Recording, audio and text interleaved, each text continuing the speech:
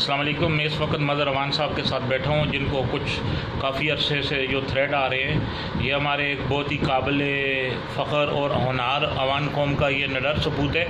ये किसी ज़ाती मकसद के लिए नहीं लड़ रहे, बल्कि ये कराची वालों के बच्चों के लिए लड़ रहे हैं। ये इनका ज़ाती मकसद नहीं है। इनको कुछ एक ऐसा शख्स जिसका अपना कुछ शर पसंद अनासर जो इनको धमकियाँ दे रहे हैं, आए इनसे पूछते हैं कि जो क्या मसला है, और ये आपको तमाम हक़ाक़ से आगाह करेंगे। और मैं तमाम जो अवान भाइयों हैं जिन जिन ग्रुपों में ये वीडियो ये मैं सेंड करूँगा, उस शख्स का नंबर भी सेंड करूँगा, और मदर अवान साहब से भी जो बात हुई है ये भी आपको सेंड करूँगा। इस पर तमाम अवान कौम ने मुतफ़िक़ होकर मुत्तहिद होकर अपने उस भाई का साथ देना है। मैं मदर अवान साहब से जो रिक्वेस्ट करूँगा कि वो बताएँ अपने बारे में। मैं KCCA ज़ोन 7 का जो हूँ सेक्रेटरी हूँ, और मैंने जो है वो ऐसे लड़कों के लिए आवाज़ उठाई थी जो कि बेस्ट परफॉर्मर थे कराची के, और उनको इन्होंने नज़रअंदाज करके दूसरे लड़कों को, उन लोगों को चांस दिया जिनकी विकटें भी कम थी और रन्स भी कम थे।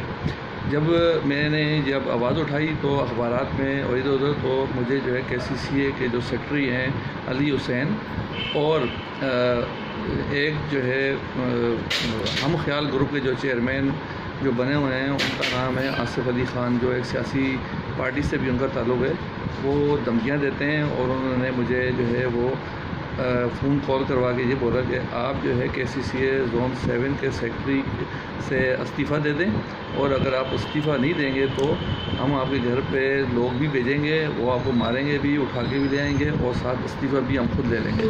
तो अभी तक मैंने जो है वो अपने तौर पर कार्रवाई सारी कर दी है। मैंने रेंजर्स को, पुलिस को, इसके अलावा मीडिया के जितने भी लोग, उन लोगों को मैं मुतला कर दिया, और आज जो है वो मीडिया वालों ने मेरा बड़ा साथ दिया, और उनका मैं शुक्रिया अदा करता हूँ। और अब जो है जो भी होगा तो थोड़ा बेहतर करेगा।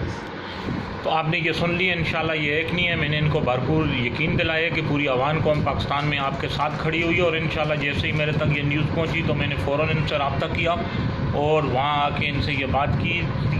ये तमाम अवानों का फ़र्ज़ बनता है, ये हमारे होनहार, काबिल और निडर बेबाक सबूत है अवान कौम के। ये किसी ज़ाती मकसद के लिए नहीं, ये पाकिस्तान के लिए, पाकिस्तानी बच्चों के लिए, और ख़ुसूसन ये कराची के बच्चों के मुस्तक़बिल के लिए जो मेरिट का कत्लेआम हो रहा है, ये उसको रोकने के लिए लड़ रहे हैं। तो मेरे ख़्याल में हम किसी सियासी जमात से भी नहीं डरते, नहीं पहले डरे हैं, नहीं अब डरे हैं। हम भरपूर जो इनका साथ देंगे, और उन शख्स का पूरा ताक़ब किया जाएगा कानूनी दायरे में रह के, जब तक वो लोग जो अपने इस किए की जो अपनी जो इनको जो थ्रेड है उसकी माफ़ी नहीं मांगते।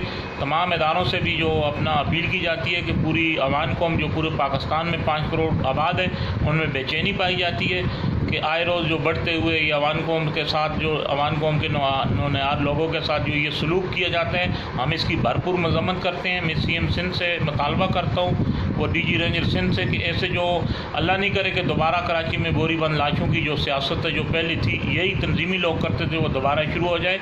जनाब मदर अवान साहब को मुकम्मल अपना प्रोटेक्शन दी जाए और इस वाक़े की इंक्वायरी की जाए।